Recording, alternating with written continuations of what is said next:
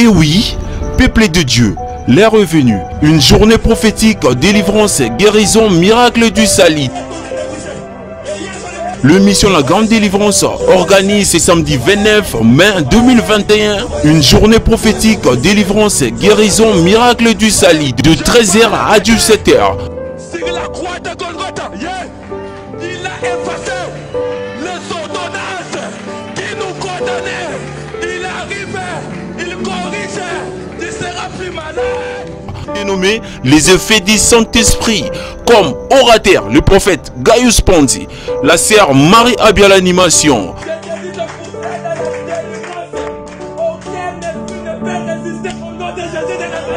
Une seule adresse, 13e rue Jean-Jacques Rousseau, 91 350 Grigny, Batsé, 2e étage, RER, direction Corbeil et Sonne.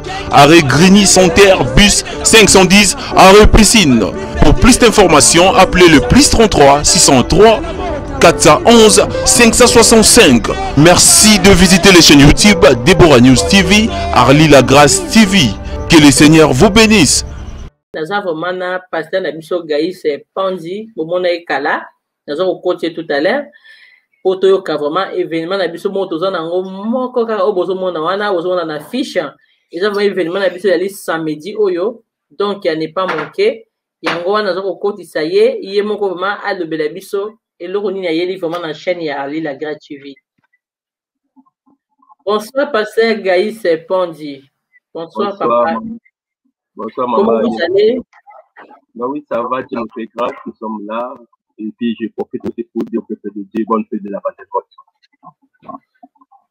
Ok, vraiment, to yambio, vraiment, na Ali La Grâce TV, ça fait longtemps, au monde, on a sauté na Ali La Grâce TV, to yambio, pour y na likamoko, il est très important, le bla abonné, tout, batala ka Ali La Grâce TV.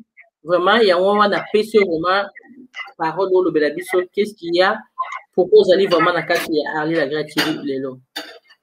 Vraiment, merci beaucoup maman pour cette occasion au festival.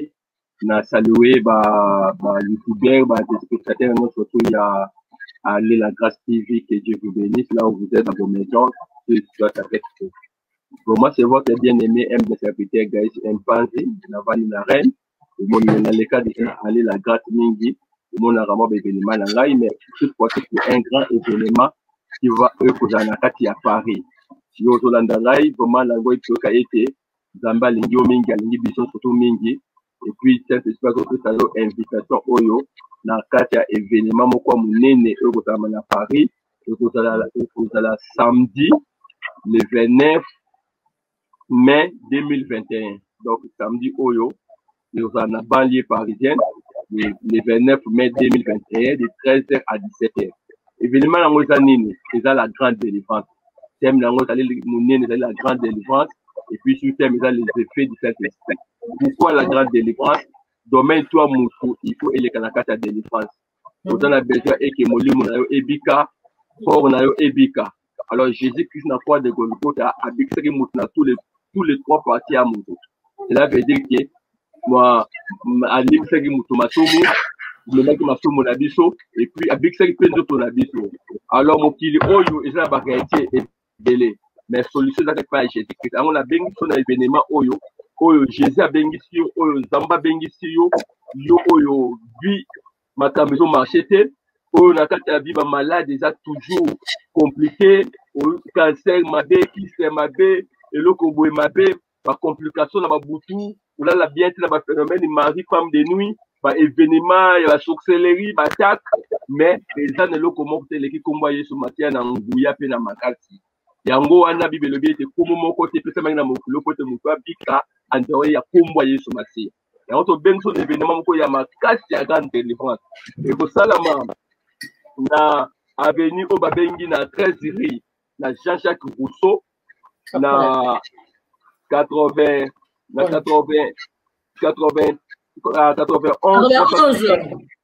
ah oui 91 350 na Grigny na bâtiment C na deuxième étage na direction sur RD bon baza na Paris RD na Corbeil et Sonne vanga na zone Rennes bana Paris ne bazo tikinga wana RD na Corbeil et Sonne donc arrêt Grigny centre vanga na arrêt Grigny centre wana to Ojibit 510 arrêt piscine.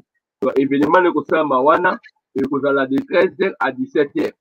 L'animation, l'adoration, vous allez animer la maman Marie-Anne Abia, ou Aïba la Bachal Mombaya, et puis Ngamoko Motei na Rosalawana, pour que Zambé Aïba côté manifester. Alors, pour les contacts, pour l'événement, contacts, il faut avoir plus de précision. Les WhatsApp, un numéro de téléphone normal, 06, excusez-moi, 06 0 341 15 et plus 65. Donc, numéro OYO 06 03 411 565. Événement est à 13h jusqu'à 17h. Donc, aujourd'hui, on a 13e numéro, la GPS, on a 13e numéro, Jean-Jacques Rousseau, 91 350, na Grenier, na bâtiment C, na deuxième étage, RD, direction RD, direction générale, direction Yacobé et Son, na arrêt Grenier Centre.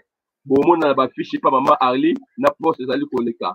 Yango pe bozo mona, yango bozo les cas.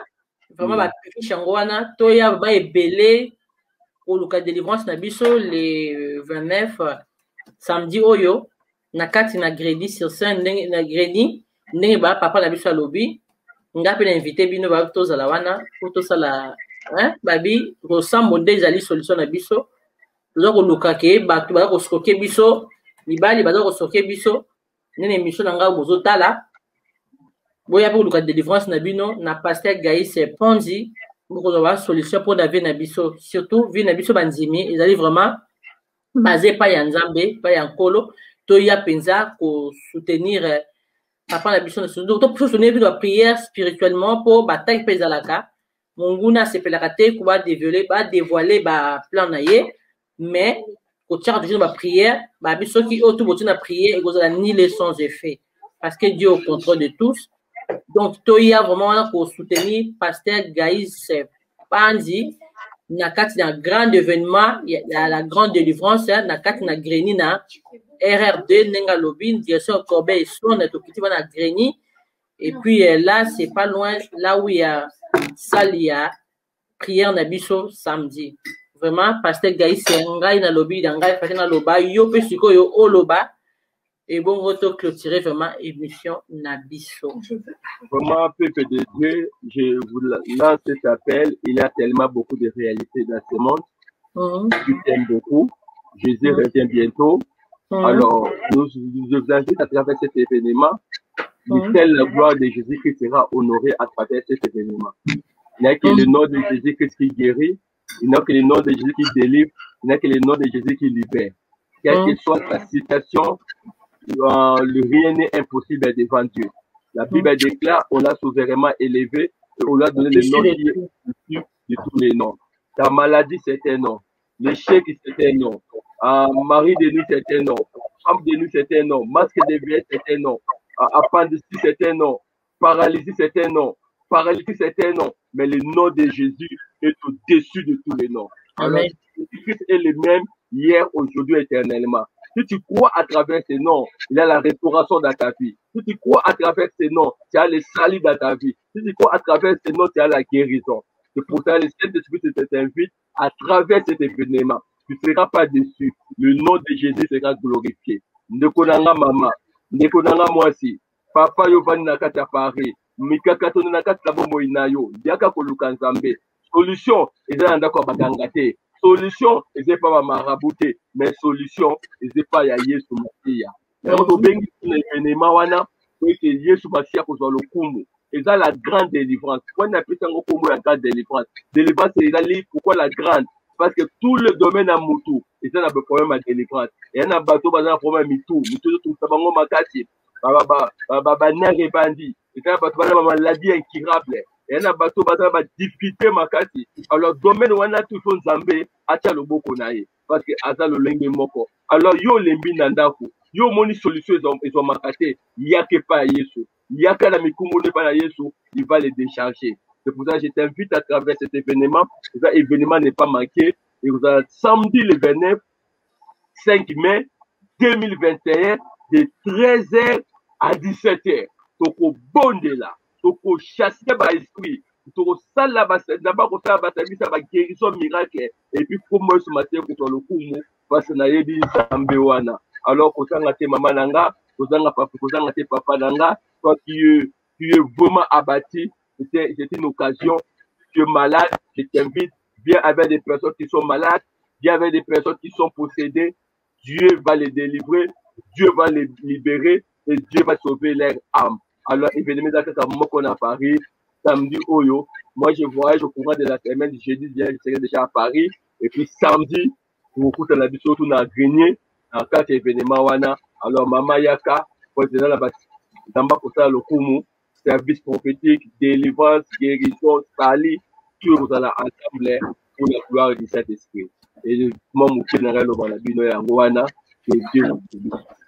Donc, toi qui va ne passer guys panjalobi événement zaka moko donc ngaza na commentaire mingi te boya penza to luka délivrance na biso ba oyo ozomona ba o bazoko escoquer biso wana na émission na tsali o escoquer biso pour nini to tanza mali boso te to sera sentiment liboso yango vraiment on ba biki mateza to yaka et ça la bien on va passer guys pondi to qui vraiment message bien passé na Arli la Grâce TV ba abonner Arli la Grâce TV ba yoki opena ba kozala vraiment wana ko soutenir œuvre ya Nzambe tika ete Nzambe apambola yo apambola vraiment mingi wana to monde vraiment na kati ya émission na kati ya samedi na kati ya greni et ko sala bien que Dieu vous bénisse.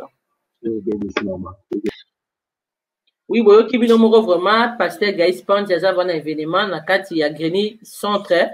Donc, il y a une délivrance na biso na kati ya greni et pas passer Gaïs Pante pour to kuta na ba panneau to kuta na ngote na ba mibali to kuta na ngote ba escroqueté to a na besoin ya prière. Donc événement il y avait moko bozo mona ba na affiche oyo boya vraiment na greni boko mona makambo ya bien Nzambe alola pambola bino ba bino to bozo wana ba passer Gaïs Pante je te salue aussi vraiment to continuer toujours ko soutenir événement de la prière pour le diable alingara na ete komona bana na ye bakene liboso toujours olingatia bakade ba blocage ba boyana ba esprit madame moteto tient na ba prière et kozala bien Nzambe apambola bino to mona ni vraiment la prochaine émission Nzambe apambola bino.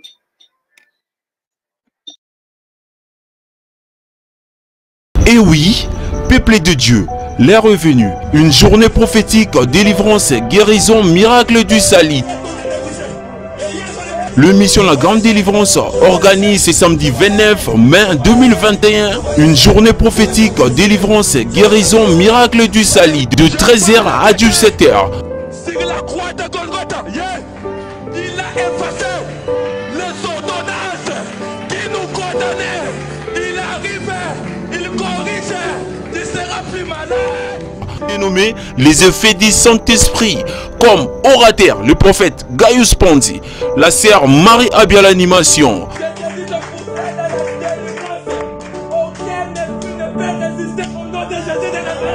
Une seule adresse, 13e rue Jean-Jacques Rousseau, 91 350 Grigny, Batsé, 2e étage, RER, direction Corbeil et Sonne. Arrêt Grigny Santerre, bus 510, arrêt Piscine. Pour plus d'informations, appelez le +33 603 411 565. Merci de visiter les chaînes YouTube Deborah News TV, Arli la Grâce TV. Que le Seigneur vous bénisse.